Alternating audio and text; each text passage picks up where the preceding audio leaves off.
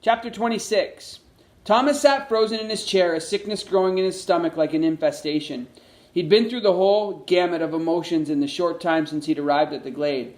Fear, loneliness, desperation, sadness, even the slightest hint of joy. Wow, this is like our paragraph number 1 question. But this was something new. To hear a person say they hate you enough that they want to kill you? Gally's crazy, he told himself, completely insane. But the thought only increased his worries. Insane people could really be capable of anything. The council members stood or sat in silence, seemingly as shocked as Thomas at what they'd just seen. Newt and Winston finally let go of Mino. All three of them sullenly walked to their chairs and sat down. "He's finally whacked for good," Mino said, almost in a whisper. Thomas couldn't tell if he'd meant for the others to hear him. "Well, you're not the bloody saint in the room," Newt said. "What were you thinking? That was a little overboard, don't you think?" Mino squinched up his eyes and pulled his head back as if he was baffled by Newt's question. "Don't give me that garbage. Every one of you loved seeing that slinthead get the dues, and you know it. It's about time someone stood up to his clunk." "He's on the council for a reason," Newt said. "Dude, he threatened to break my neck and kill Thomas. The guy is mentally whacked, and you better send someone right now to throw him in the slammer. He's dangerous." Thomas couldn't have agreed more, and once again almost broke his order to stay quiet, but stopped himself. He didn't want to get in any more trouble than he was already in, but he didn't know how much longer he could last. "Maybe he had a good point," Winston said, almost too quietly. "What?" Mino asked, mirroring Thomas's thoughts exactly. Winston looked surprised at the acknowledgement that he'd said anything. His eyes darted around the room before he explained. "Well, he has been through the changing. Griever stung him in the middle of the day just outside the west door. That means he has memories, and he said the greenie looks familiar. Why would he make that up?" Thomas thought about the changing and the fact that it brought back memories. The idea hadn't occurred to him before, but would it be worth it to get stung by the Grievers, go through that horrible process just to remember something? He pictured Ben writhing in the bed and remembered Albie's screams. No way, he thought.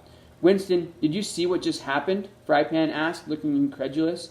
"Gally's psycho. You can't put too much stock in his rambling nonsense." "What, you think Thomas here is a Griever in disguise?" Council rules or no council rules.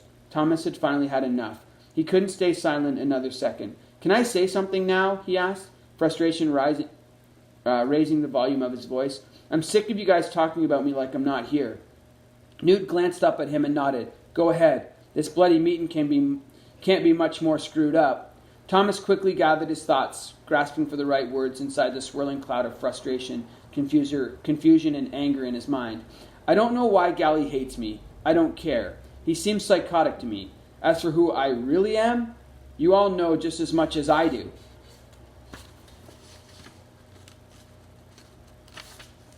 "But if I remember correctly, we're here because of what I did out in the maze, not because some idiot thinks I'm evil."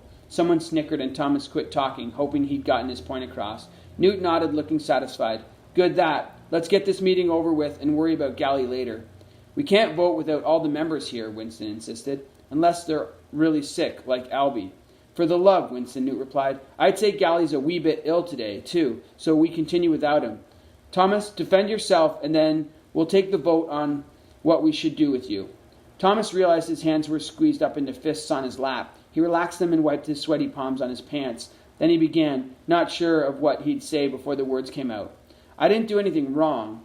All I know is I saw two people struggling to get inside these walls, and they couldn't make it. To ignore that because of some stupid rule seems selfish, cowardly, and, well, stupid. If you want to throw me in jail for trying to save someone's life, then go ahead.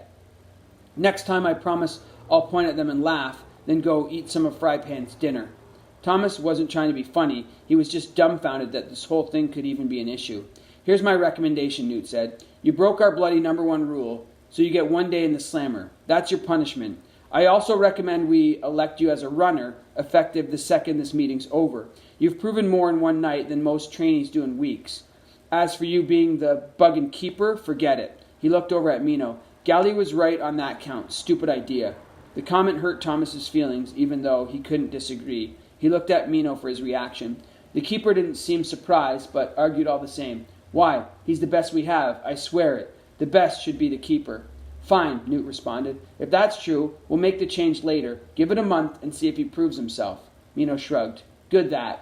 Thomas quietly sighed in relief. He still wanted to be a runner, which surprised him considering what he'd just gone through out in the maze. but becoming the keeper right away sounded ridiculous. Newt glanced around the room. Okay, we had several recommendations, so let's give it a go round. Oh, come on, Frypan said. Just vote. I vote for yours. Me too, Mino said. Everyone else chimed in their approval, filling Thomas with relief and a sense of pride. Winston was the only one to say no. Newt looked at him. We don't need your vote, but tell us what's bonking around your brain.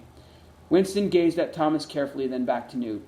It's fine with me, but we shouldn't totally ignore what Gally said. Something about it, I don't think he just made it up. And it's true that ever since Thomas got here, everything's been shucked and screwy. Fair enough, Newt said.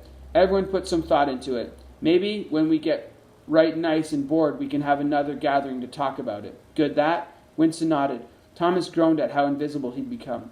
I love how you guys are just talking about me like I'm not here. Look, Tommy, Newt said. We just selected you as a bug and runner. Quit your crying and get out of here. Mino has a lot of training to give you. It hadn't really hit Thomas until then. He was going to be a runner. Explore the maze. Despite everything, he felt a shiver of excitement. He was sure that they could avoid getting trapped out there at night again. Maybe he'd had his one and only turn of bad luck. What about my punishment? Tomorrow, Newt answered. The wake up till sunset.